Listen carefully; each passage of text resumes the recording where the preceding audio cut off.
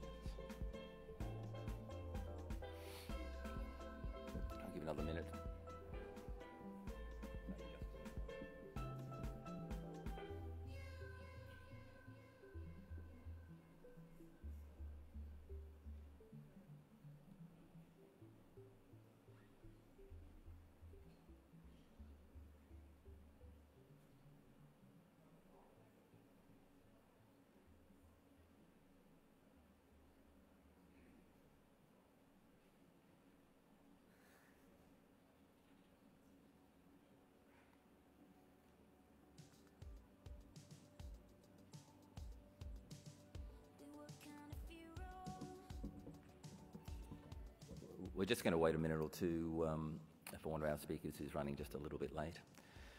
But thank you for turning up to the Futility Special Interest Group.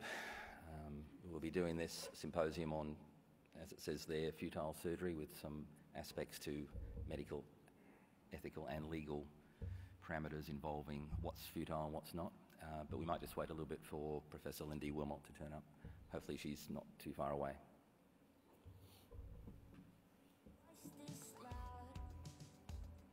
And here she is.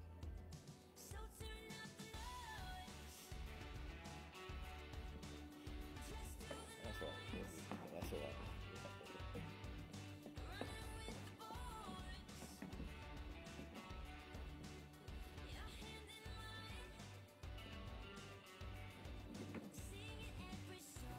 Okay, well, welcome to this afternoon's session.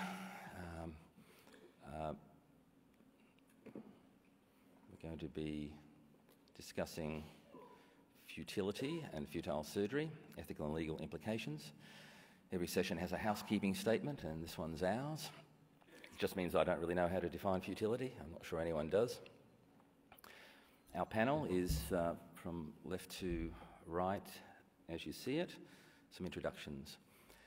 Kirsten Wyssusek is the Deputy Director of Anaesthesia at PA Hospital with interest in endocrine, hepatobiliary and transplant anaesthesia, Chair of the Queensland Regional ANSCA Committee, Supervisor of Training and an Examiner for Part 2.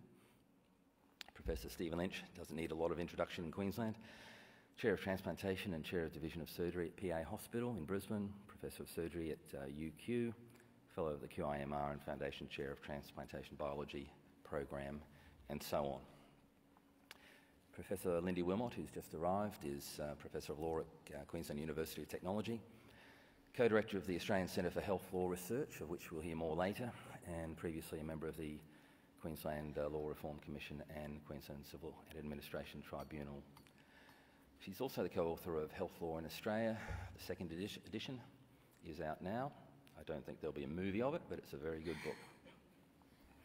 Associate Professor Eleanor Milligan is at Griffith University, academic lead in law, ethics and professional practice in the medical course there. She's a clinical ethicist for Queensland Health, and she established the PA Clinical Ethics Service in 2008. She's on the Queensland Medical Board currently. I'm an intensive care specialist from the Sunshine Coast. I do predominantly intensive care. My anaesthetics just seem to last longer and longer over the years, so I'm not doing that much anymore. And I wallow in futility, which is why I was chosen for this afternoon. Now, futility in surgery, does it exist in any definable sense? How do we assess it, and whose responsibility is that to make that decision? How do we deal with it? And then the role of ethicists and lawyers and tribunals. They're some of the things we'll be going over. And the final point would be, should we share the decision-making and the blame? This is a nice photo. If you can recognise who this man is, tell me later. It's used to represent our patient, Mr. Minsky, a European gentleman who likes a cigarette and a glass of wine and his favourite puppy in the park. He's an 88-year-old man. He's got CA of the sigmoid with no metastases that we know of. He's plagued by recurrent bleeding, which is highly unpleasant, and he's got a lot of comorbidities. So he's a standard ICU anaesthetic patient these days. He's got COAD, cerebrovascular disease, ischemic heart disease. He's wheelchair-bound, but only electively, really, because he's somewhat unsteady and prone to falls, and he's mentally sound as far as we can tell. Surgical assessment first off, we might ask Stephen Lynch to give us his opinion here. How do we assess the risk versus benefit of surgery in this age group, and what's the outcome of colonic surgery in someone who's over 80? Stephen? I think in terms of, well, number two, I don't know what the outcome for colonic surgery over 80 is, but I don't know the outcome for any surgery specifically in a specific age group. I would say, as a used car salesman once said, it's not the model, it's the mileage. So I'm going to skip over number two. Assessing the risk and benefits of this guy's surgery. I think first of all you need to reason what the point of this is. Are we setting out to cure him, or are we palliating unpleasant symptoms? And you touched on some bleeding there, unpleasant bleeding. I'm not sure exactly what that means. If he's incontinent of blood, he can't get around. Yeah. And he gets anemic and gets chest pain when he gets anemic. Right. Requires transfusion every few months. I see. The GP's also sent a letter saying, are there alternatives? So how would you inform him and assess his understanding of the operation? Steve, you probably do this a lot. Does people in this age group understand the risk versus benefit of this sort of surgery, or does anyone understand it? And do people in this age group even ask, or do they just want the surgery done? So once again, I think if we're talking about elective surgery for hip pain or knee pain, that's a bit different to this particular case. What would happen if we did nothing? He would continue to have his bleeding, and he would continue to develop angina, and the question really would be, does continuing to transfuse him extend his life or extend his death? Informing him of what one is setting out to do. If you're 88 and you say, I'm setting out to give you another 10 years of life, I think that's a little bit of a different scenario than if you have the same conversation with someone in their 50s or 60s. Does he have capacity to assess the risk versus the benefit? Well, again, I think one has to define what the benefit is. If in his mind his symptoms are so bad that he doesn't want to continue living, then the benefit is possibly to rid him of those symptoms, and then he would need to understand what the risk of not surviving the procedure will be. And that's a little bit hard. I find it's a bit hard conveying that risk to patients. If you state percentages, for some doctors, a 5% risk is pretty major. In the mind of the individual, though, a 5% risk of dying is the same as a 95% chance of living. And then, of course, you say that he's compos mentis as far as we know. That's right. Can you expand a bit on that, Carl? No, not yet. The pre-operative anaesthetic assessment, the risks of anaesthesia, I would say here, are the usual ones. The risks associated with the age and the comorbidities, I think, predict the long-term outcome rather than the acute events, which are really determined by the immediate anaesthesia and surgery. This is Kirsten's field, really. His cardiac problems are there. They're hypertension, severe MR, ischemic heart disease, MIs ×2, angina precipitated by the anemia, as we said, and he's had SBE twice. In most countries in the world, this man would already be dead. He's got cerebrovascular disease, which is important for later on in the story. He's had 2 CVAs and some right-sided weakness and a history of fall, so that's why he's electively in a wheelchair at times, but functionally said to be okay. He's also got COAD, renal impairment, he drinks a bit, type 2 diabetes, osteoporosis with a fracture, depression, I'm not surprised. And how do we assess his capacity? Is there any assessment of the mental state? Note here his English is poor because he's from Middle Europe somewhere and his daughter interprets. Kirsten, do you assess people's capacity at anaesthetic clinic? Well, when we talk about capacity, we probably talk about his ability to make a decision, so decision-making capacity. What I mostly do is just to ask my gut feeling whether this patient is having a capacity to understand what I'm conveying, whether he can make sense of it or the family can make sense of it, and whether, and I think in medical terms, we want to assess whether they can put a significance to the risk we are presenting them with. But as Prof. Lynch said, you can give probably a patient or me any number. What does that mean to you? I mean, looking at his comorbidities, you would assess the risk in pre-admission clinic, sitting there, you would calculate, I would calculate the ASA, which is a 4, correct?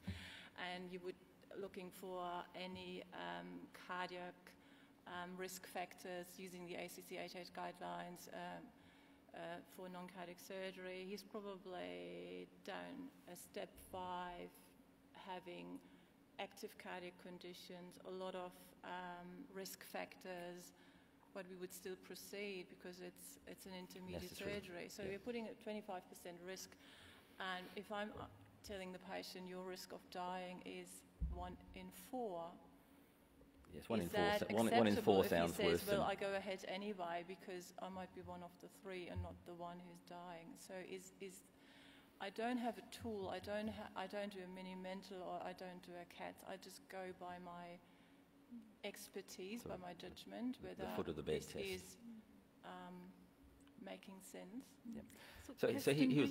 Sorry, can I ask a question? Yeah, sure. Do you say to the patient, "Tell me what you understand that to mean," or do you just tell them information and make a gut call on what your impression is? Well, very, very often it's not needed. Very often, we're not in this category. But if you're in this category, you probably tend to convey that and then see how they respond. I would ask them for their goals. So what do you think you can expect? So that has to be realistic. And, a sigmoid surgery for an 88-year-old might not be the same for the other 88-year-old who's got a totally different baseline. Someone who's sitting in a wheelchair already would be unrealistic to expect just because I had my bowel operated on, I'll be up and walking again. So you got to find out what they are thinking. I do that, and that makes it probably a little bit easier then to quantify that risk a bit. But whether that's understood in the way I hope it is. So the risk at anaesthetic OPD was assessed as ASA4 with a mortality estimated at 25%. ICU bed was booked. Advanced health directive was recommended by the attending anaesthetist, but I don't think the patient actually did that. He had a previous ARP, that's an acute resuscitation plan from 2010, just when they came in Queensland. Just assuming this was 2013 occurring, is that ARP still valid in any way? Lindy, would you like to? Yeah, hi. The acute resuscitation plan, I imagine, would have been completed at a particular time, given a particular medical condition, and for that particular hospital stay. Much has happened in the last 3 years, so I don't think it would be applicable, and I think it would be extraordinarily unwise to rely on any conversations or decisions reached and recorded in that ARP. And I imagine from the discussions we've had already, that would inform what should happen more so than what was in the ARP a few years Would ago. the ARP act in any way like a common law advanced health directive in Queensland? Common law advanced directives don't operate in Queensland, and it's unusual jurisdiction in that respect. And probably it's not the place to go through the reason why that is the case here. No, it's a long, complex argument. It is a long, illegally complex explanation for that. Okay. But that said, if there is a conversation that happens now before surgery occurs and there's a clear understanding of what the patient wants, then notwithstanding him later losing consciousness, that should guide what happens to him in terms of healthcare later. Okay. Could I just make a comment in relation to the issue of capacity? Yep. The legal test of capacity operates pretty much the same in all jurisdictions, despite slightly differences in the legislation, and it is broadly understanding the nature and effect of what is going on. Easy for us lawyers to say, obviously it's harder to apply in practice. And that the sort of conversations that you would have would need to be different according to which particular patients that you have. A few red flags here, of course. I think in the previous slide you said there was depression as well. Depression doesn't always affect capacity, but it can if the depression is so bad that they're unable to make a decision. But that would be a red flag. And the fact that his English is not all that good and there has to be a translator, that also makes the assessment of capacity, I guess, from a practical perspective, more difficult. But it doesn't mean that you necessarily have to have a translator there. Carl, could I just make another couple of comments? Because I think this all comes to how you get informed consent and what really the informed consent consists of. And in the discussion with the patient, which hopefully would occur with the surgeon prior to the, the pre-admission anaesthetic assessment.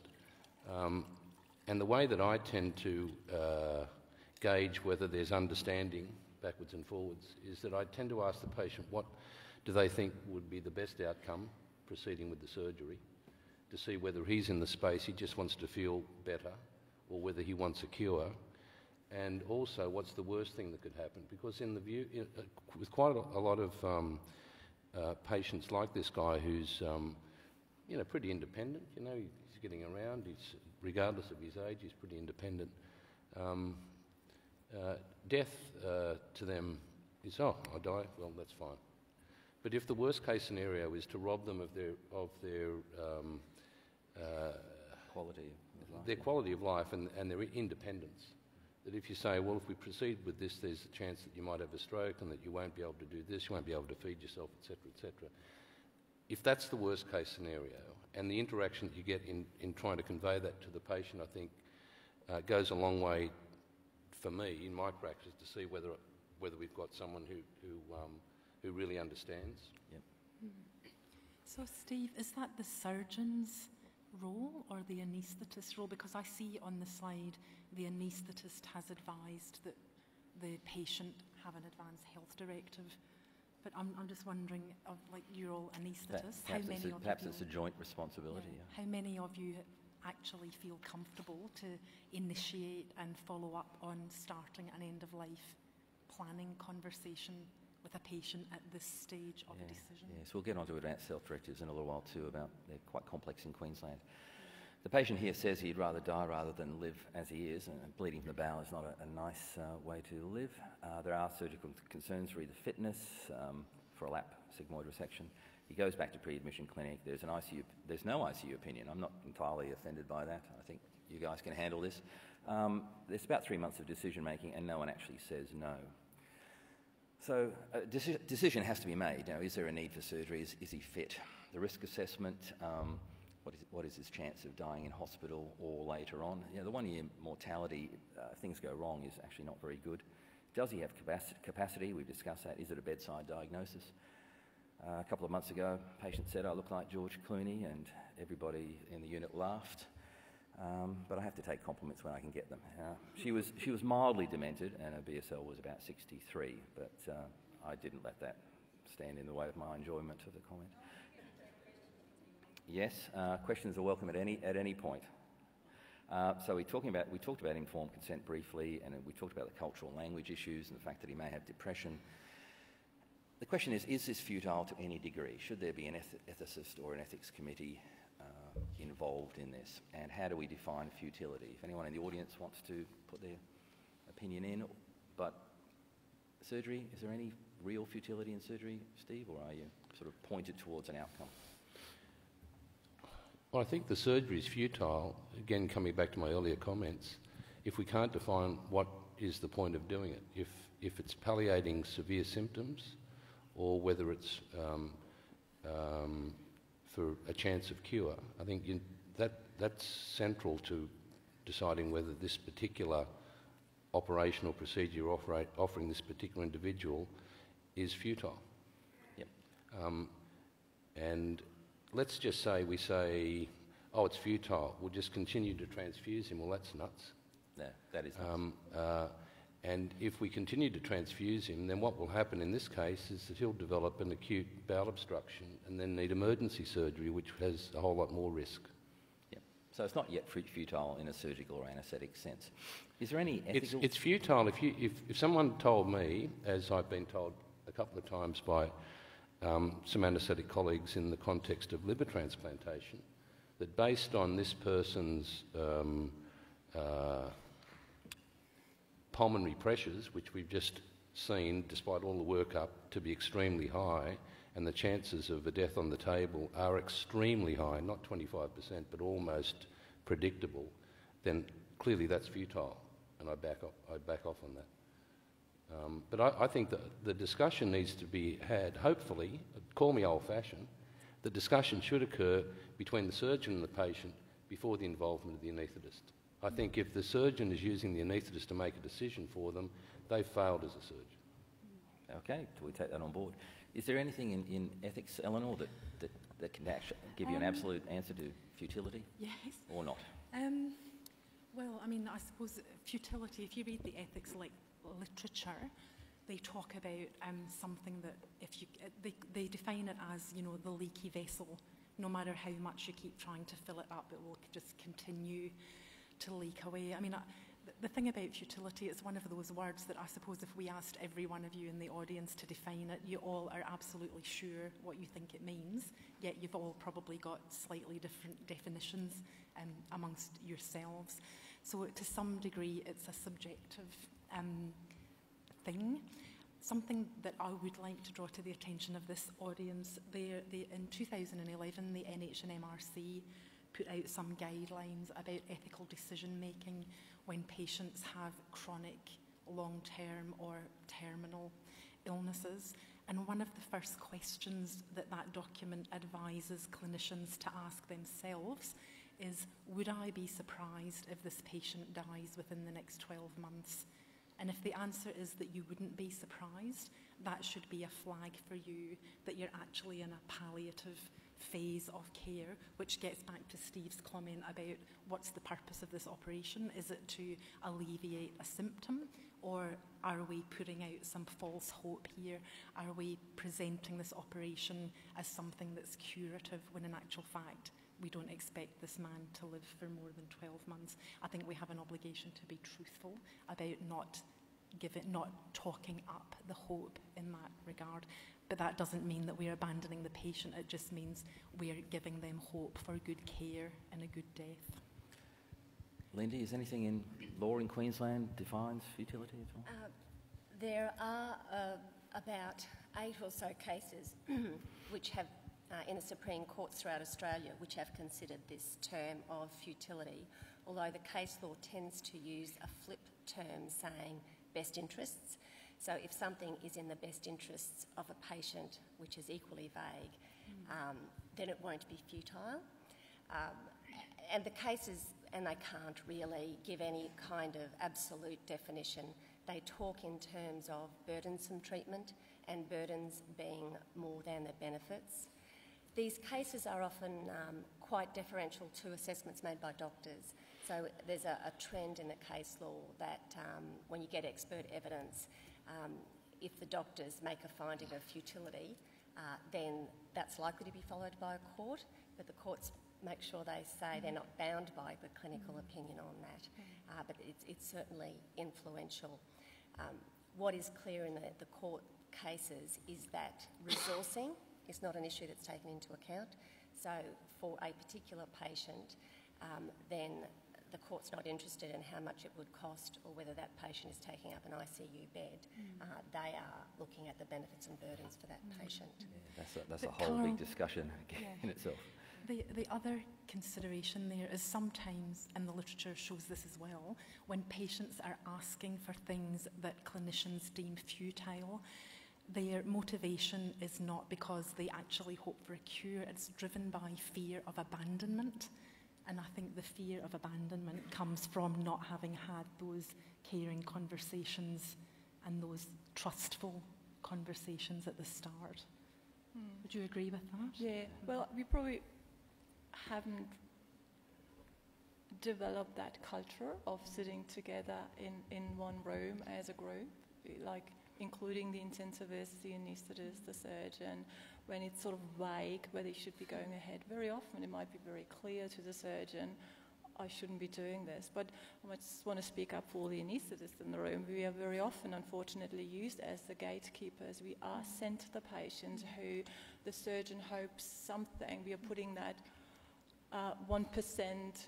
Well, there's a very low anaesthetic mortality just related due to purely giving an anaesthetic, so whether that tips the patient over.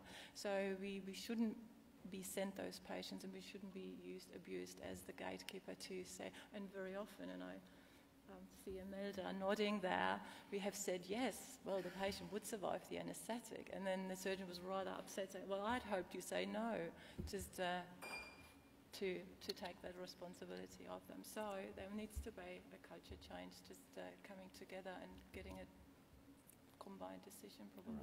Right. This slide's just, you know, three ethicists walk into a bar, this is what they discuss, and these are the principles that we use to make our decisions. I think autonomy, justice, beneficence, and non-maleficence, we can discuss these as we go along, but we've already touched on them. The patient doesn't seem to have an advance health directive. Queensland's situation, it's an interesting legal perspective in Queensland. It does have limitations, and it's very poorly understood by doctors. This article's by the usual suspects from QUT, I think. Lindy, you might want to have a word about this. This is a very recent article with some data about Queensland, New South Wales and Victorian doctors understanding advanced health directives, and the order in which people scored highly was that, I think, but everyone scored fairly poorly, especially in Queensland. Sure, thanks. A group of researchers from 3 universities, actually, over the last few years have been doing some research into doctors' knowledge of the law and also the role generally that law plays in medical practice. So do doctors think it has a role to play or not? And we surveyed those 7 specialties which are up on the slide now. We didn't survey anaesthetists. We were focusing more on those specialties where we thought the specialists would be frequently involved in end-of-life decisions. And there were various different parts of the survey, and there were 2 questions which were directed directly at knowledge of the doctors. And there were 7 parts within those 2 questions. So doctors overall could get a score from 0 to 7, and half of those questions probably related to advanced directives and half of them more broadly to substitute decision making. And on average, doctors scored, I think it was 3.26 out of 7 for that study. And in Queensland, the doctors scored worst at 2.79. And I think that the law is probably a little bit more complex in Queensland and the other jurisdictions. Yeah, that's the only comfort to take out of it, really, isn't it? Sorry? But that's the only comfort to take out of the study, the fact that the law in Queensland is quite difficult to interpret. But overall, clearly geriatricians do this more and better. Intensive care is not so bad, and oncology and respiratory, I'm surprised respiratory is at the bottom. I'm not surprised oncology's there. But a good study and well worth reading, but quite scary to show how poorly we understand. Yep. No, we didn't. We didn't talk to surgeons in this one, and there were quite a few specialties that we really did want to speak to, but we had the ability and the resourcing, I guess, to talk to or to survey all of the specialists in those fields, and the broader we got it, the more expensive the funding, the study became. We did talk to surgeons in another study that maybe we'll get to later on about their understanding of the term futile treatment and why at times doctors in this range of specialties that we surveyed, that we interviewed, provide treatment knowing that would be futile. So surgeons got a Guernsey in that research. Mm-hmm. So who on the panel has an advanced health directive? No one? No. Does it count if I've told Julie Mundy, don't resuscitate me? If I've had a bad week at the office? I don't know. Malcolm Fisher from North Shore asked a group of intensivists in Canada a few years ago who had an advanced health directive, and virtually no Australians put their hand up at all. But in Queensland, the advanced health directive's a little bit odd in that it only applies if you think you've got one more year of life to go. Is that right? Well, there are some restrictions when it operates. So it's not all that effective. Anyone in the audience have an advanced health directive? Anyone want to put their hand up? You're all just going to live forever? One up there? 2? Okay. 2 out of... Is that 4 people 100? In the whole audience? Not many.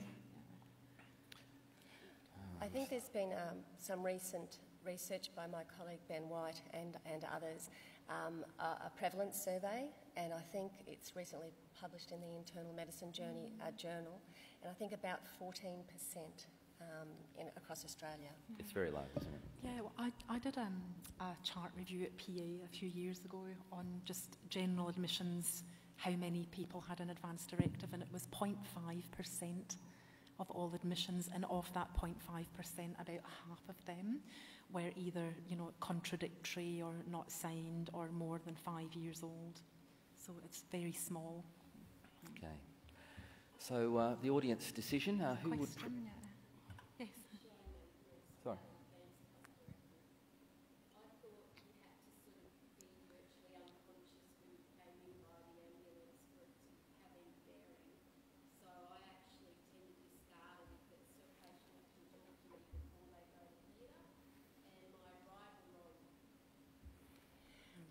It depends on the jurisdiction, but that if a person has capacity, then there's no need to rely on an advance directive and it won't come into play. So if there's an advance directive there, that's fine, and that if you haven't got a chance to talk to them, if they later lose capacity, then you'd be looking at the advance directive to guide treatment. But if anyone has capacity, you'd be having a conversation with them about what could go right, what could go wrong, and what they want to happen in the circumstances.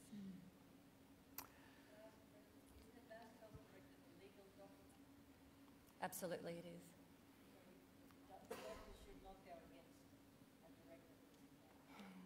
I don't know if we want to get into this now, Carl.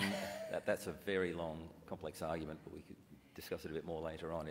If you want to make a point. Quickly, in most jurisdictions, yes, doctors are bound by it. In Queensland, there's a section which allows doctors not to follow it if the direction is contrary to good medical practice. Can I ask a question? This is a real one. So you've got a patient who you know well and you've been looking after for many years, and they're very independent and spend their life with the husband sailing around the world on a yacht for 40 years, in fact. And she has an advanced healthcare directive. She has an incurable but very indolent neuroendocrine tumour, so she may live 10, 20 years with this. She's got her healthcare directive, and then out on the boat off Tahiti she has a stroke, and her husband ignores the healthcare directive, has her transferred to Brisbane, intubated in intensive care already before she arrives. He's completely ignoring the advanced healthcare directive. What do the medical staff do then?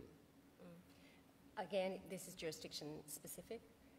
If it were in Queensland and she says she doesn't want any treatment if an acute event occurs, I doubt that the advance directive would operate because, as someone alluded to before, you have to fall into one of 4 categories which is set out in the legislation, and that basically means have to be pretty close to death. So in that case the directive wouldn't apply. That's a Queensland situation, and there are differences throughout Australia. So the stroke in that case was something probably not anticipated by the Advanced Health Directive, and the husband has a right to, I think, Indeed. To give his opinion. Indeed. He would be the substitute decision maker because the advance directive wouldn't apply, and therefore it's appropriate to follow what his directions are. Well, right. She got better. Husband was right. She got better, got back on the boat for another 7 years. That's a good outcome. So our decision here, who would proceed to surgery amongst the audience and this patient as a procedure to make his life more worthwhile and more comfortable? Yes, I think I would too. Everyone on the audience would? And the panel? Yep. Does anyone say they wouldn't? Anyone? I wonder if anyone says they wouldn't. Yeah, and I wonder why. Yeah, I think we're all pretty game to take on old people and make their lives more comfortable rather than condemning them to bleeding from their bowel. So, but if anyone else want to say an opposing point of view? Yeah?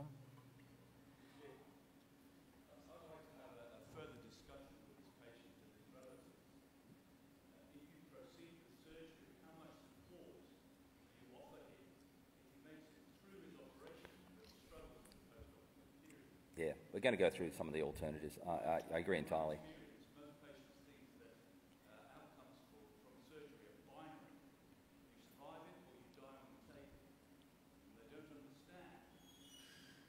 They've watched too many TV shows. Yes, you're right, you're quite right. They don't understand the ramifications of surgery going wrong, but we will get to that. So the outcomes in someone... Carl. Sorry? There's a lot more I think, yes. Well, what you're alluding to is we do give them their mortality rate. So this is your percentage of dying, but we don't quantify or qualify sort of morbidity? How would it potentially look like if you survive? And is that worthwhile living for you? But this is very hard to do. How do we really know the specific morbidity for this patient? But yeah, we probably have to learn how to do that. Yeah. See those. Yeah, okay. those. We are coming to some of those possible and that's outcomes. why in this case ICU wasn't involved at all. So you could sort of have a scenario: what if you need a trachea? You want us to go ahead. What if? Then what do we do next? But that becomes a very long discussion, and it's probably not part of our culture as yet, or not in the hospital I work at. But this is probably very worthwhile in our ageing population, and So if there'd been an intensive care consult, I'd have told him that these sorts of figures, perioperative mortality, maybe 10%, probably increased because of his comorbidities, and an anaesthetic mortality we're ascribing 0% to because this is an anaesthetic conference and we're being So Carl, nice. There's another comment in the audience up here. Yep.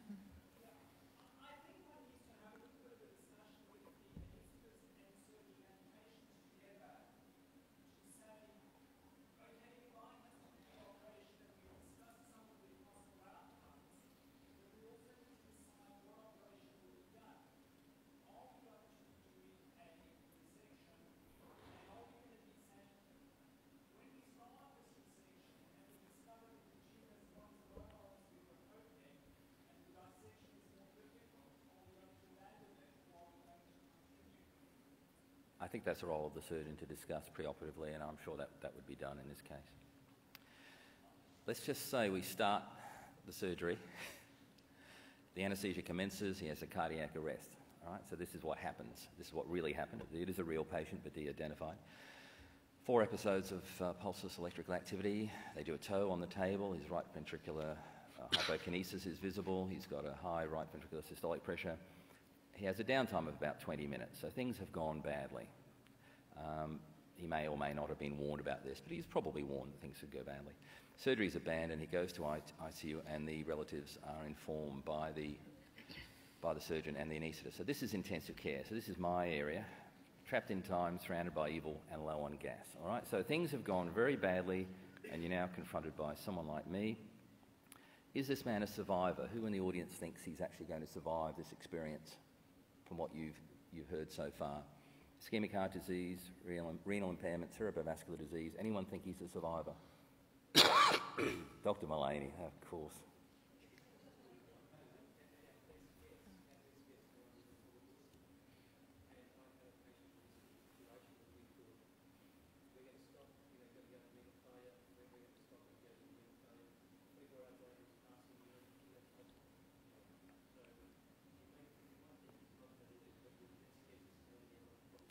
Quite right.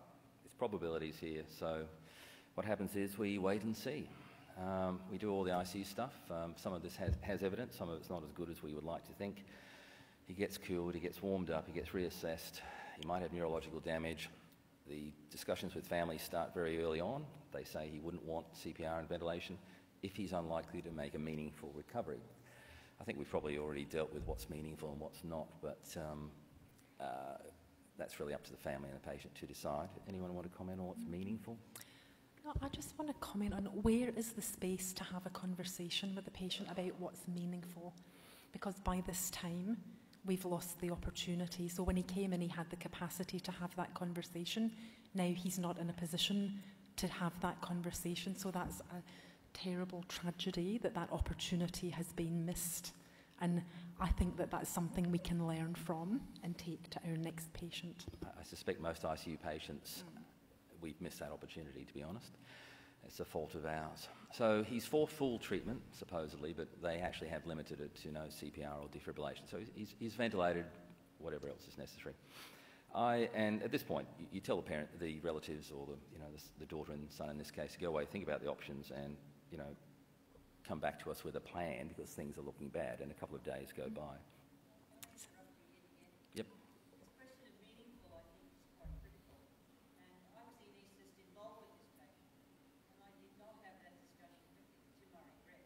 And I think to all of us here as anaesthetists, we're churning through these people in the pre-admission clinic,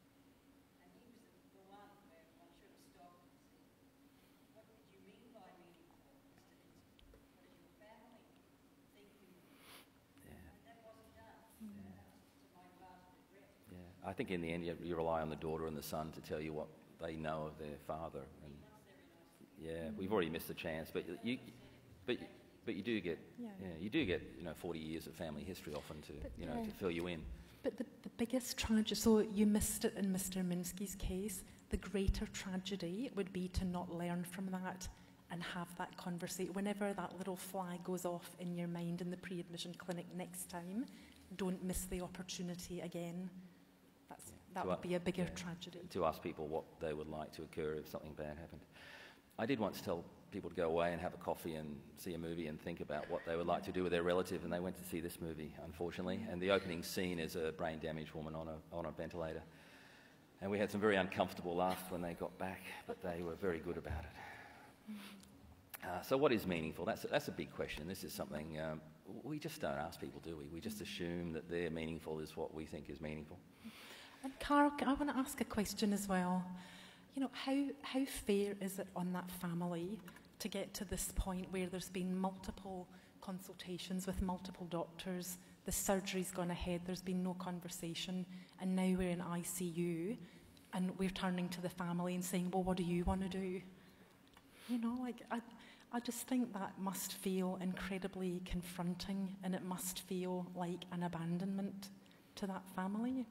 I think we could do better. Yes, it's a position we're placed in often.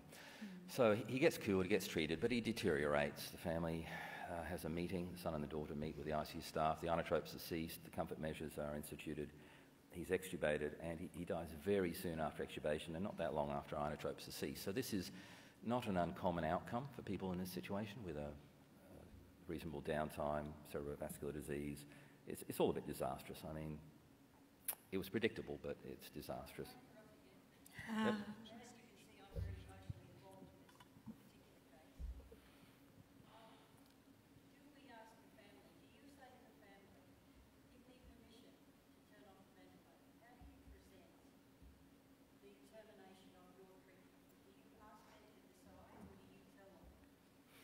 It ends up being sort of more a contract or an assent.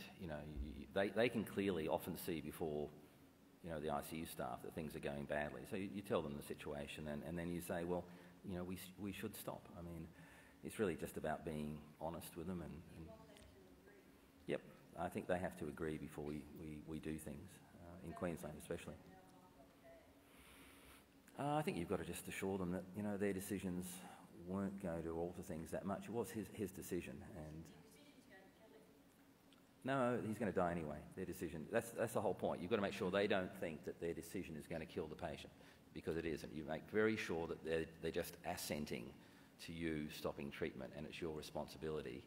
But he's going to die anyway. They're not consenting to you doing something that kills their dad. That's how I see it.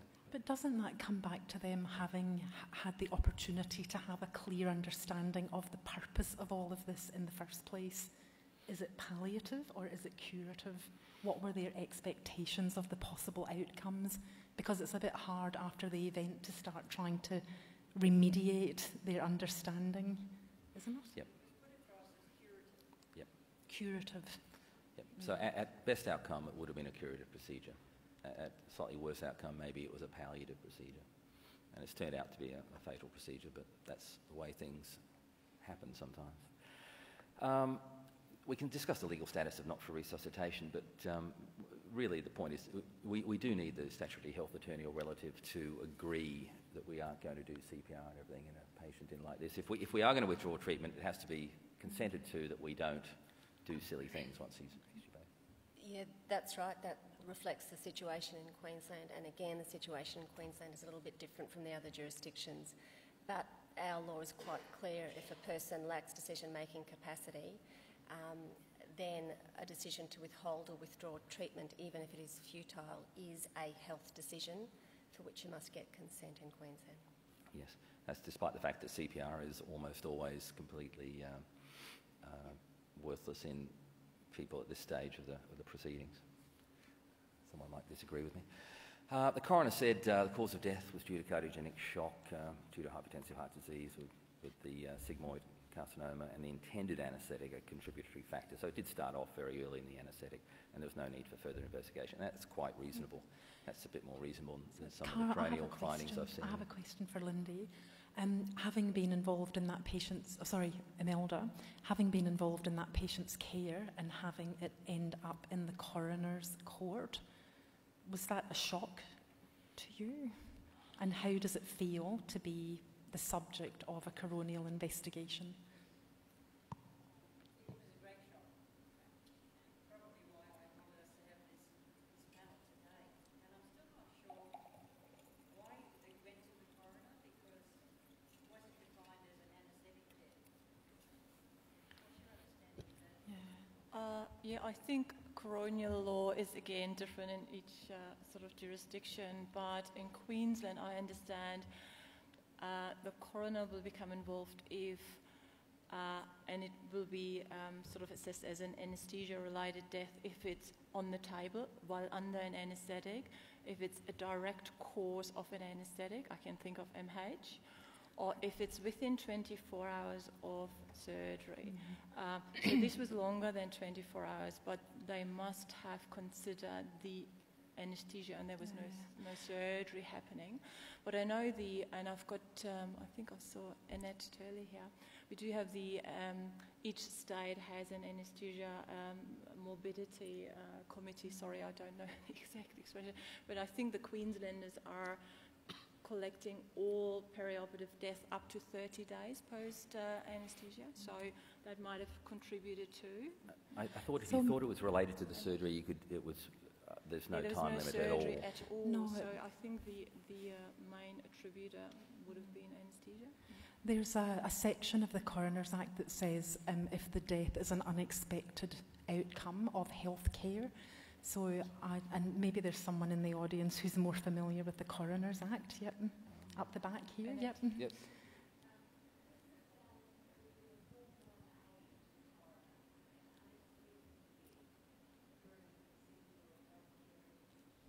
Yep. And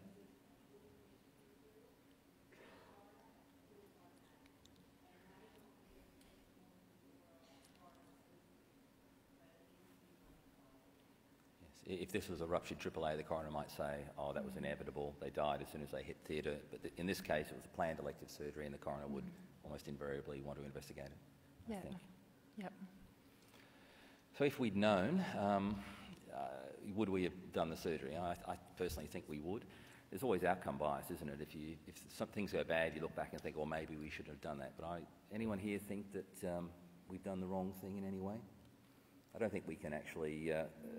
I think we have to accept bad outcomes as a possibility of normal clinical care. Well, yeah. I don't think you've done the right thing. I don't think we've done anything wrong here, to be perfectly honest. Does anyone here in the audience think we've screwed up? Yep.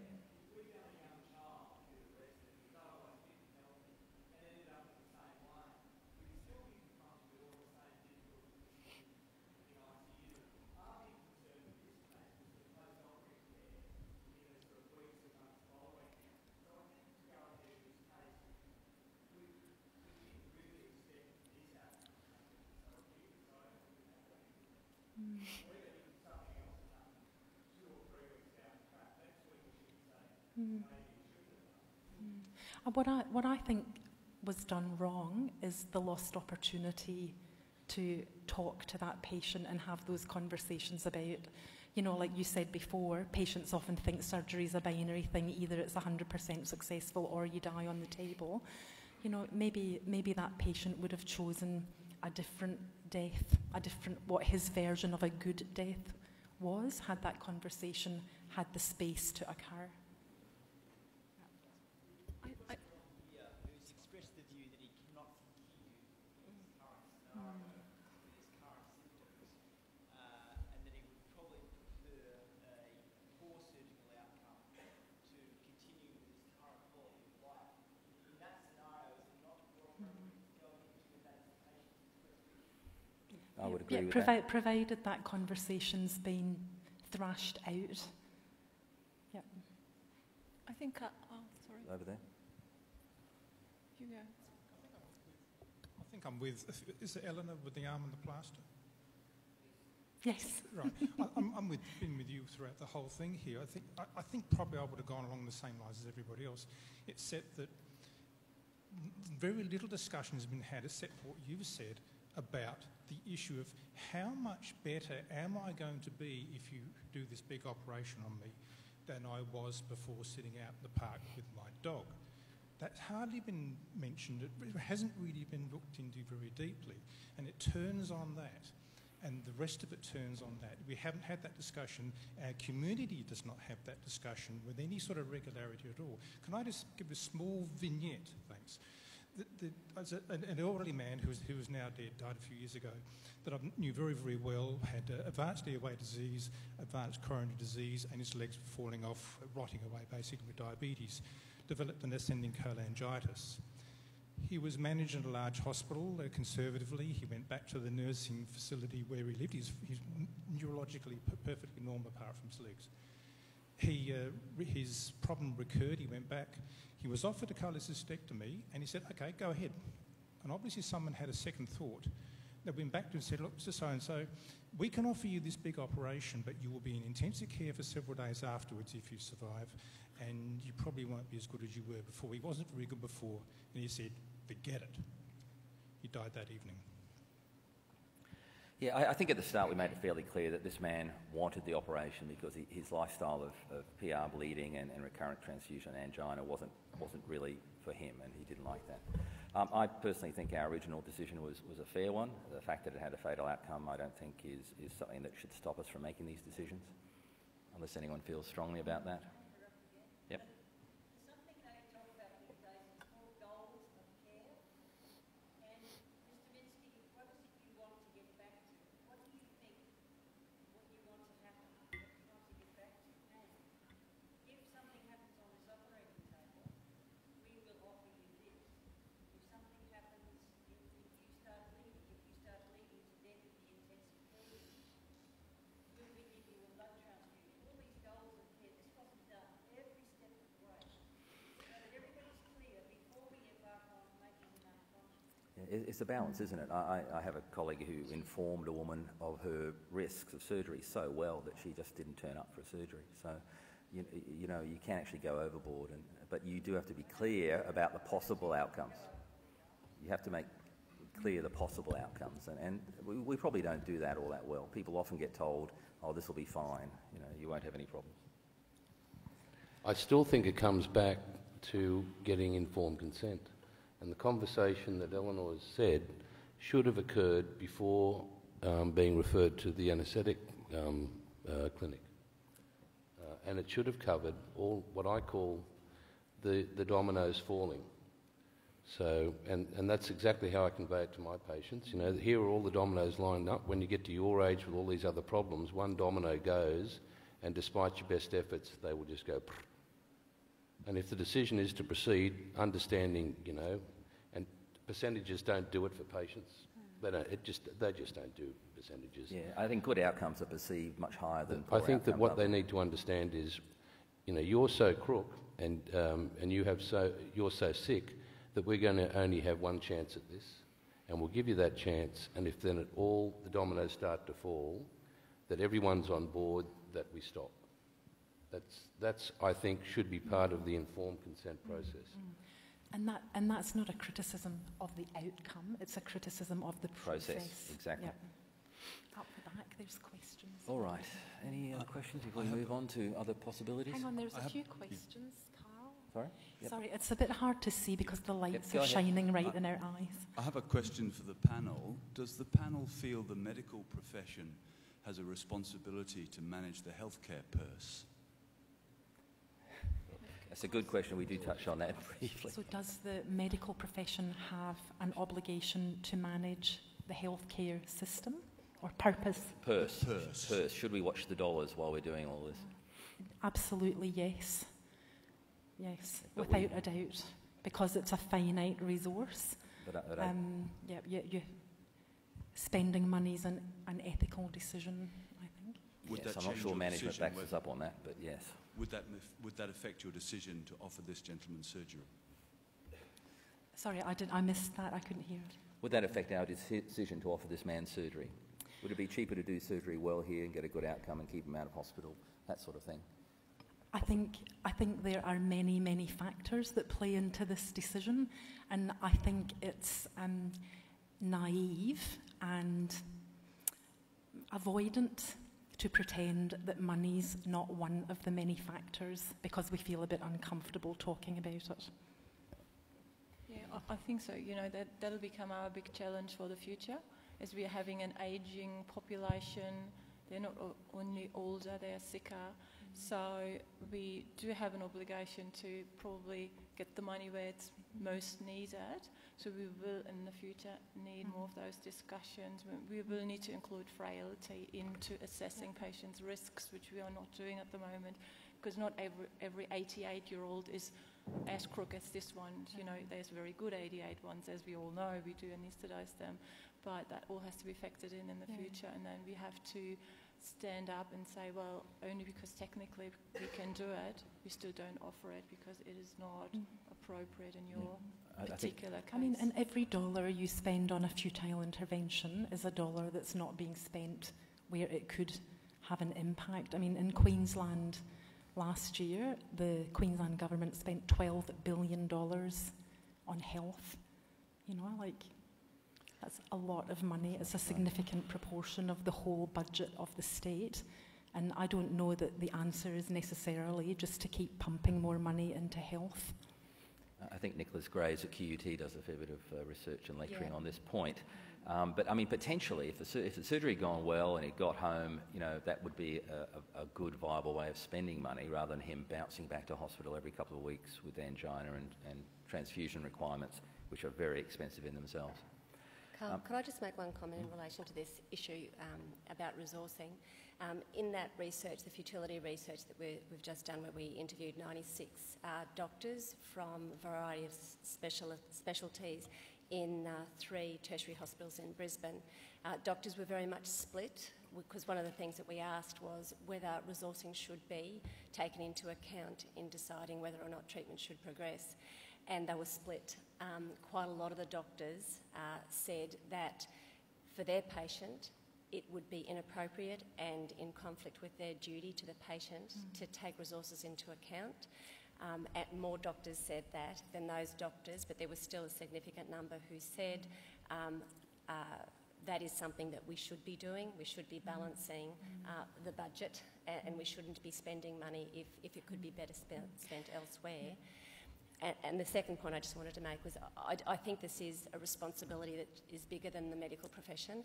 I think this is a responsibility of the community more broadly, and I think it's time for governments to have very tough conversations with members of the community as well as the medical profession about where we should be spending our dollars. Yeah. And I would agree with that, and I think that there is a need for those decisions to be taken to a degree away from the bedside, because I think it's an incredibly conflicted and confronting position to put a doctor in, where you're the treating clinician with a duty of care, but you're also the gatekeeper of public resources. I think that's an incredibly challenging and conflicted position. It's an almost impossible job, really. This picture's... Can I make a comment? Because in my administrative role, I control the money for surgery across Metro South, and I would hate to be in a position as the patient's advocate for care to be making a dollar value on that particular patient.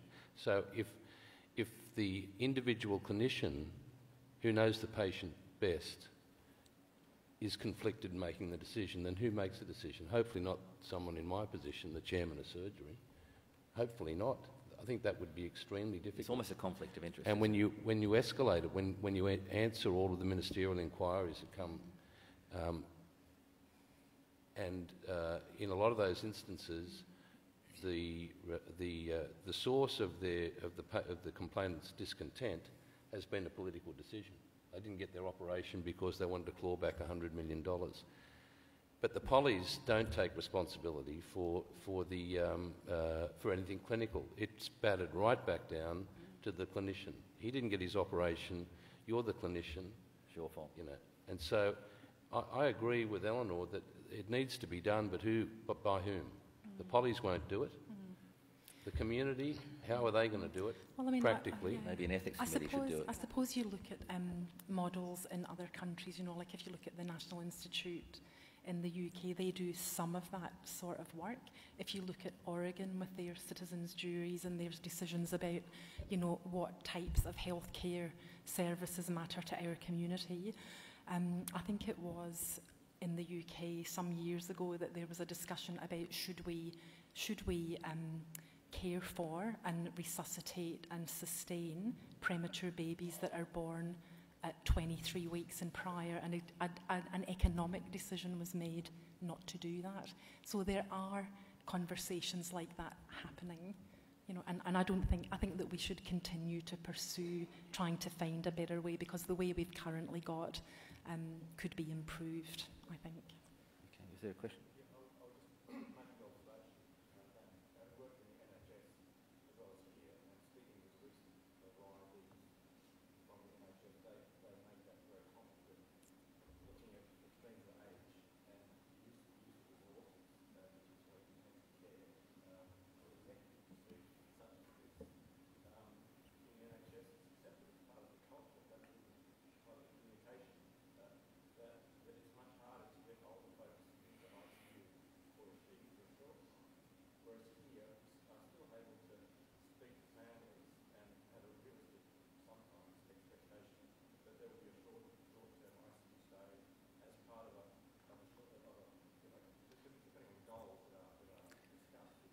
It can be money well spent or badly spent.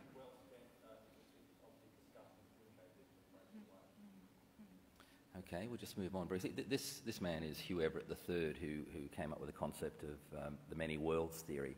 And in the world he lived in, he elected to eat, drink and smoke himself to death at the age of 52. You may know his son, who's quite famous.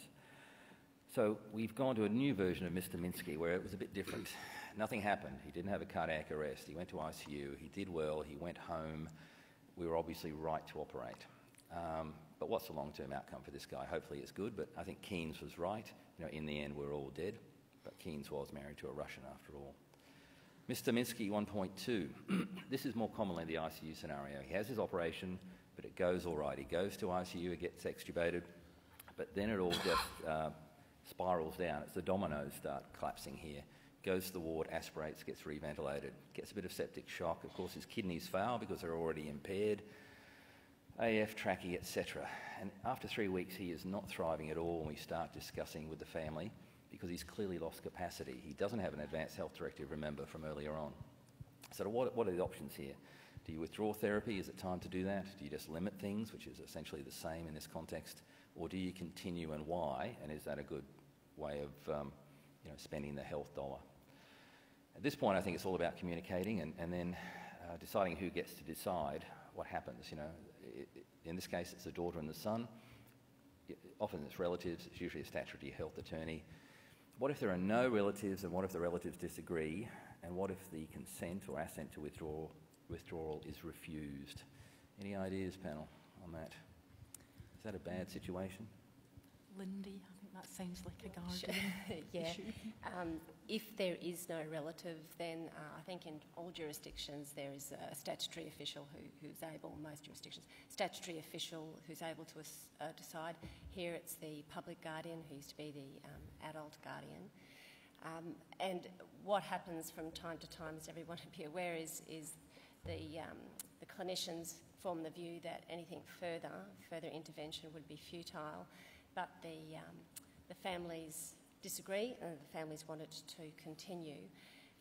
Generally, these can be resolved by some kind of discussions, but for really intractable disputes, there are mechanisms in Queensland that the public guardian can actually be asked to make a decision contrary to what the family is deciding. So there is a bit of a circuit breaker. If the public guardian is reluctant to do so, then it can go to something like QCAT. Right. So there are lots of guidelines about withdrawing therapy from NHMRC. Queensland has peculiar laws that apply to this. common law advanced health directives apply better in other jurisdictions, but a lot of it's common sense, talking to the family, making sure you're on their wavelength with their cultural and religious issues, and they're not unilateral decisions. I think these decisions are stressful to the family because they didn't anticipate this happening. I think it's stressful for the surgeon, the anaesthetist, the ICU staff, and there is a possibility of burnout. There are some interesting legal cases here which are written up a lot by Professor Willmott. These are worth looking up.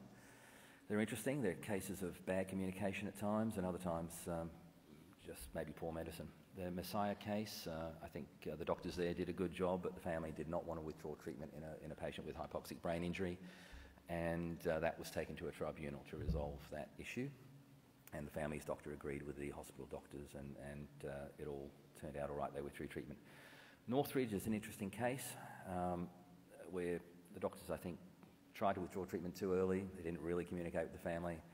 I think they really screwed up, to be honest, and it's a salutary lesson to everybody. Just do not do it that way. You know, you'll just buy yourself a whole series of nightmares if that happens. I should have said, "Are you with me, Mrs. Wu?" But that sort of refers to a song from the 1970s. But Mrs. Wu is a legendary Queensland case written up by Lindy Willmott and Eleanor Milligan, as you can see here. Mrs. Wu still isn't buried after nearly 13 years.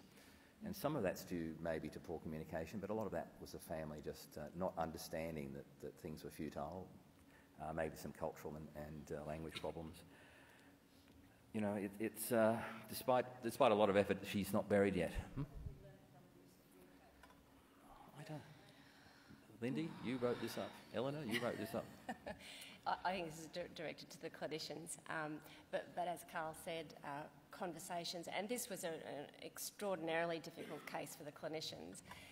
There were language barriers, there were cultural issues, and this woman on the medical accounts was in a very, very poor way, and any resuscitation, if she arrested, would have had a very, very poor outcome. And when it went to the coronial inquiry, the coroner said there was nothing inappropriate about the medical decisions made, but he did make the point that under our legislation there needed to be consent by the family about a decision not to resuscitate under our legislation, and he observed that there could have been significant criminal responsibilities which had attached if the family hadn't given what he regarded as implied consent or implicit consent in that case. But very difficult, one of these very, very difficult situations. It doesn't matter how much discussions occurred, the family were just intractable. I think one of the sad outcomes of the Mrs. Wu case was that it raised the level of medical legal anxiety amongst doctors in Queensland, and I think once you get into that headspace, it inevitably flows into how you have conversations with families. So I think that was a sad thing, but I think something that we could learn from it is just basically what we've been talking about today, which is, you know, intentional engagement with the patient and their family, and relationship and trust building and honesty. Yeah, but as Lindy has mentioned, and the coroner's report mentioned also, that Mrs. Wu's family, the treating team, found Mrs. Wu's family difficult to communicate with. Okay, so Mr. Minsky 2.0, what if our original decision was not to operate? Do we have the right to make that decision, or can he actually demand an operation despite the risk being high? Stephen, what do you think about that as the chairman of surgery at PA Hospital? Can patients demand futile or high-risk, low-benefit therapy? And is it a good way to spend the health dollar? Yeah, You've touched on this already, I think. I'm not sure about the legal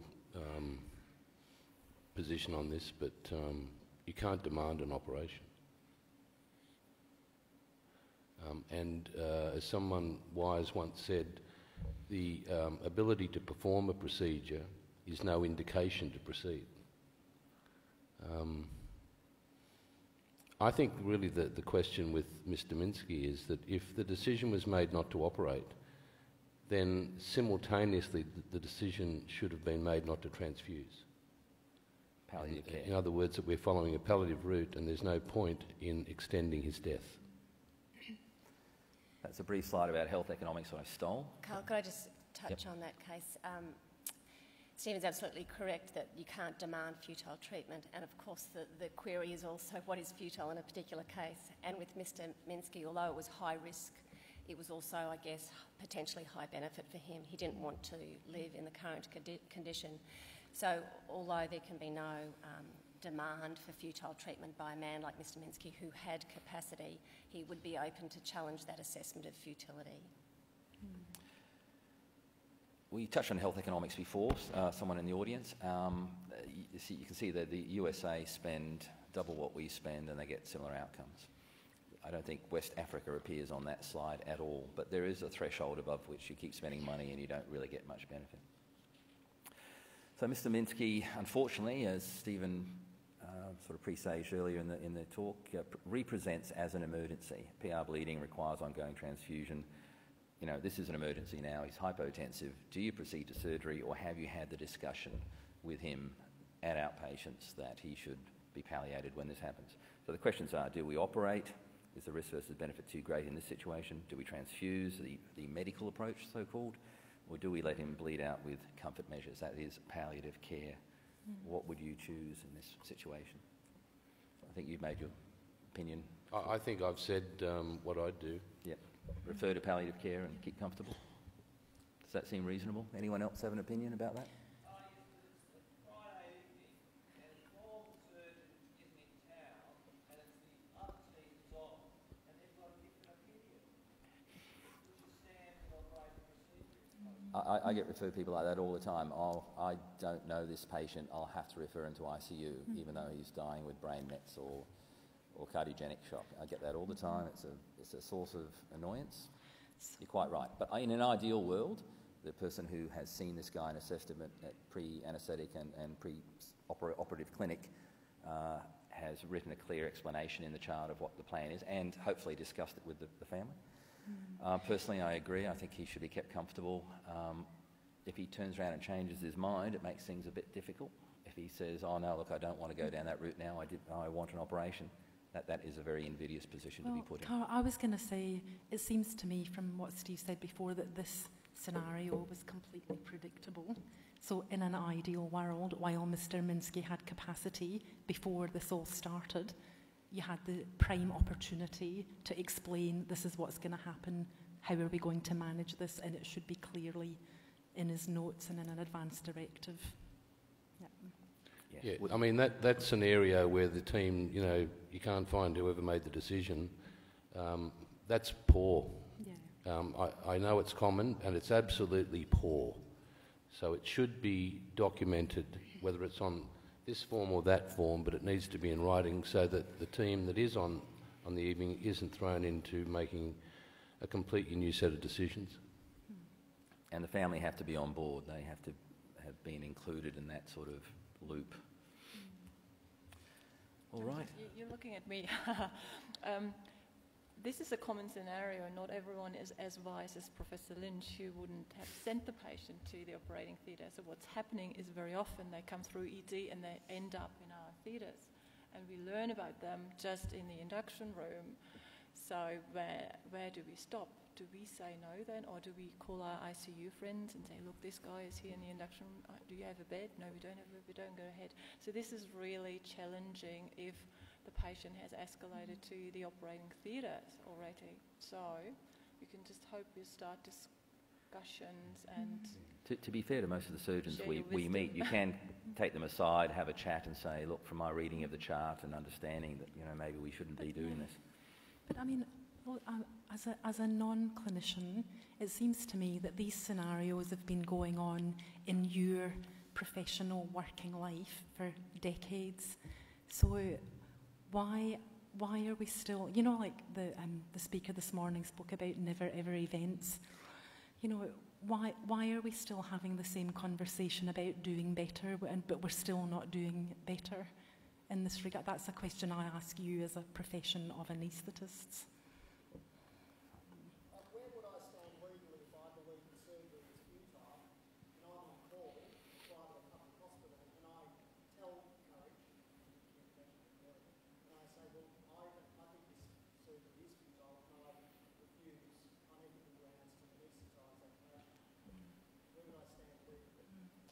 But you're not refusing on ethical grounds, you're refusing on clinical grounds in the best interest of the patient. Or Lindy, what do you think? Sorry, I didn't hear you, Eleanor. If the law in relation to an emergency context is quite different, if this is an emergency situation, if there is nothing in the charts, then doctors are open to make a decision, even without involving the family, if a decision has to be made here and now. If there is time to have that conversation with the family, and the family said, yes, this is what he would have wanted, in Queensland I'm talking about here, then I think you're on risky grounds if you're just deciding not to proceed.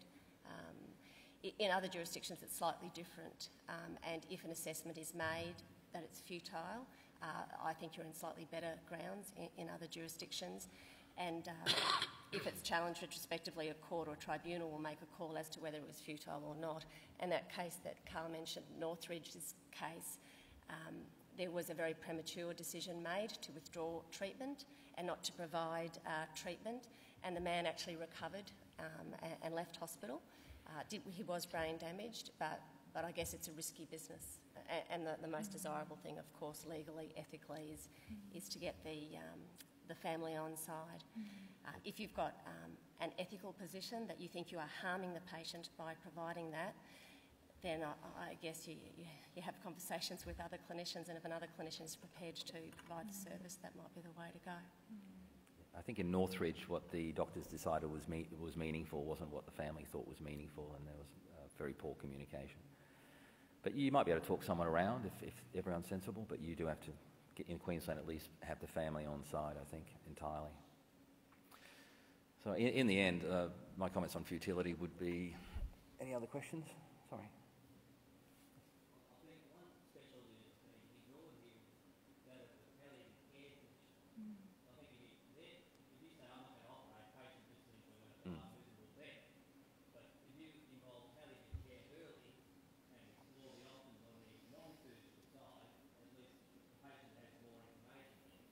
Yes, I think if Mr. Minsky 2.0 was actually declined original surgery, he would have been referred to, psychology and palliative care at that point. We just didn't have enough room to have palliative care here as well. We'd be here for hours. They do go on a bit. But they're a vital part of our network. And this, an ICU bed costs $4,500 a day. A palliative care bed in hospital costs $900 or $1,000, and a palliative care bed at home costs, about $90 or might be less. Palliative care is absolutely essential at this point. I mean,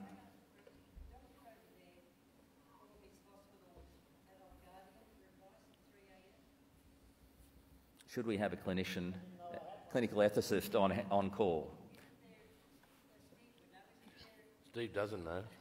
No. There is supposed to be a 24/7 adult guardian number to support clinicians, but clinicians that I've spoken to seem to feel that it's not dependable. So Jenny, do you have more information on that?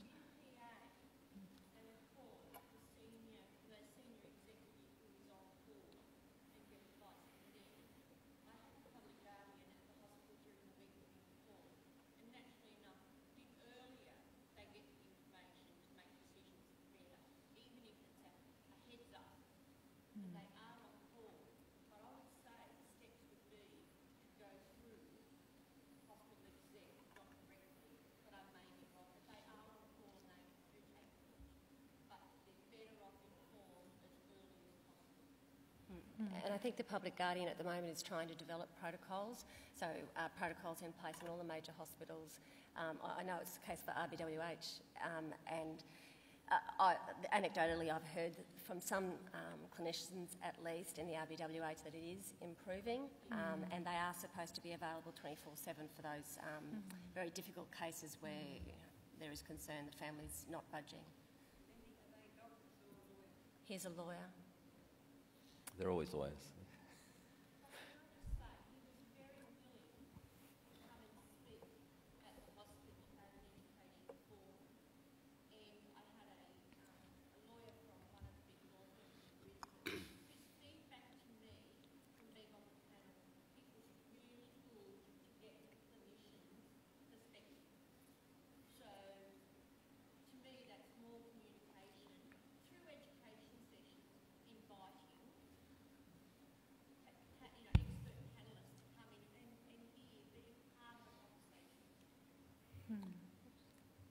In conclusion, if anyone wants to make more comments, feel free to, but I would say that the decision-making that we've gone through today is really a team game, so it involves everybody, including the family as well, and the GP at times.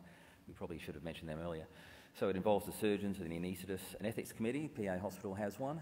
Perhaps every hospital should have someone to refer to in difficult cases in a pre-operative sense.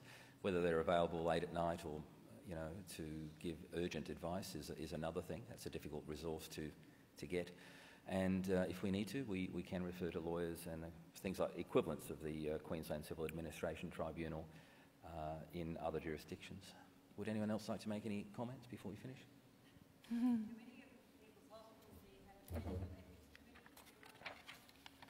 Any other hospitals have a clinical ethics committee besides Princess Alexandra Hospital? Which hospital's that? Canberra. Good. Yep.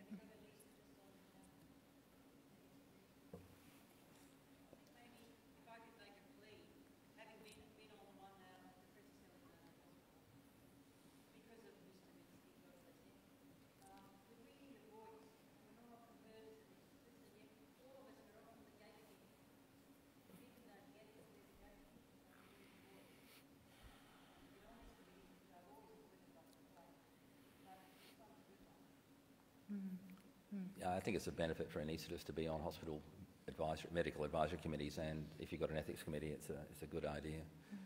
Helps share the decision making, and you know, we take responsibility for it. Yes, Jenna? I just want to make a distinction.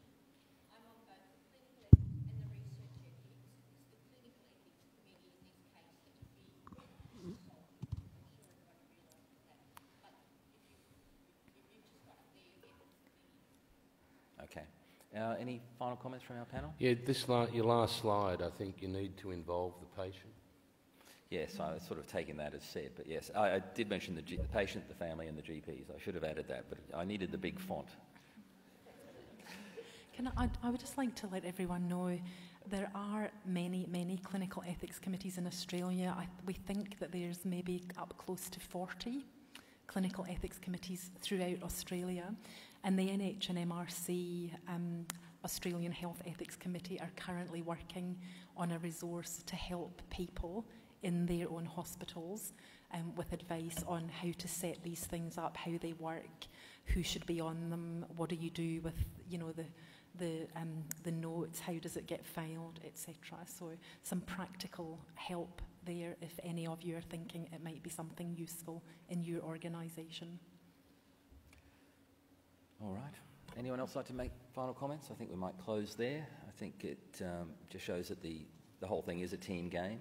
You have to talk to the families, you have to talk to the GPs, you have to talk to the other people who are involved, and ethics committees and lawyers if needed, because they're out there and they do know what we do. Thank you very much. Thank you.